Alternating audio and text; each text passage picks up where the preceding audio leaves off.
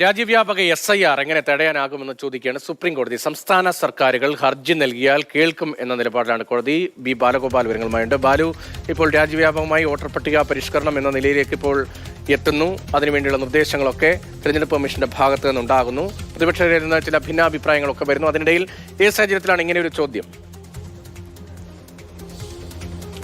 ബീഹാറിലെ SIRമായി ബന്ധപ്പെട്ട ഹർജി ഇന്ന് പരിഗണിക്കുന്നതിനിടയിലാണ് ഈ അഭിഭാഷകരിൽ ഒരാൾ രാജ്യവ്യാപകമായി ഈ തെരഞ്ഞെടുപ്പ് കമ്മീഷൻ ഈ SIR നടപ്പിലാക്കുന്നതിനുമായുള്ള നടപടികളുമായി മുന്നോട്ട് പോകുന്നതെന്ന് ചൂണ്ടിക്കാണിച്ചത്.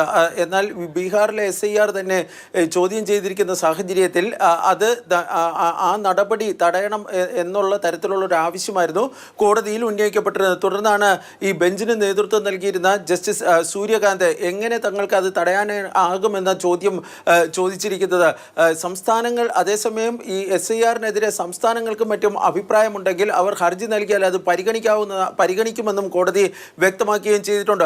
കഴിഞ്ഞ തവണ ഈ ബീഹാറിലെ ഈ വോട്ടർ പട്ടിക പുതുക്കലുമായി ബന്ധപ്പെട്ട ഹർജി പരിഗണിക്കുന്ന വേളയിൽ സുപ്രീം കോടതി പറഞ്ഞത് ആധാർ തിരിച്ചറിയൽ രേഖയായി അംഗീകരിക്കണമെന്നതാണ്. എന്നാൽ ആധാർ തിരിച്ചറിയൽ രേഖയായി അംഗീകരിക്കാൻ വേണ്ടി കഴിയില്ല എന്ന് വ്യക്തമാക്കിക്കൊണ്ട് ഇന്നൊരു അപേക്ഷ സുപ്രീം കോടതിയുടെ പരിഗണനയിൽ വന്നിരുന്നു. BJP നേതാവ് അശ്വിനി ഉപാധ്യായ ആയിരുന്നു ആ അപേക്ഷ കോടതിയിൽ ഫയൽ നൽകിയിരുന്നത്.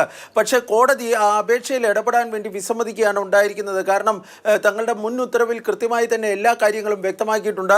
ആധാർ ഒരു സർക്കാർ രേഖയാണ് എന്ന കാര്യവും ഇന്ന് കോടതി ചൂണ്ടിക്കാണിക്കുകയും ചെയ്തു. ഏതായാലും ഈ കേസിൽ അടുത്ത ആഴ്ച വിശദമായ വാദം കേൾക്കുവാൻ വേണ്ടി സുപ്രീം കോടതി ഇപ്പോൾ തീരുമാനിക്കുകയും ചെയ്തു. ശരി, ആധാർ ഉൾപ്പെടെ രേഖയായി കണക്കാക്കാം എന്തായിരുന്നു നേരത്തെ തന്നെ കോടതി വ്യക്തമാക്കിയത്. അതിന്റെ തുടർച്ചയായിട്ടാണ് ഇപ്പോൾ നിരീക്ഷണങ്ങൾ വരുന്നത്. രാജ്യവ്യാപക SIR പക്ഷേ എങ്ങനെ തടയാനാകും എന്ന് ചോദിക്കുന്നു സുപ്രീം കോടതി. സംസ്ഥാന സർക്കാരുകൾ ഹർജി നൽകിയാൽ കേൾക്കും എന്ന നിലപാട് കൂടി വ്യക്തമാക്കുന്നു. ബി ബാലഗോപാലാണ് ആ വിവരങ്ങൾ നൽകിയത്.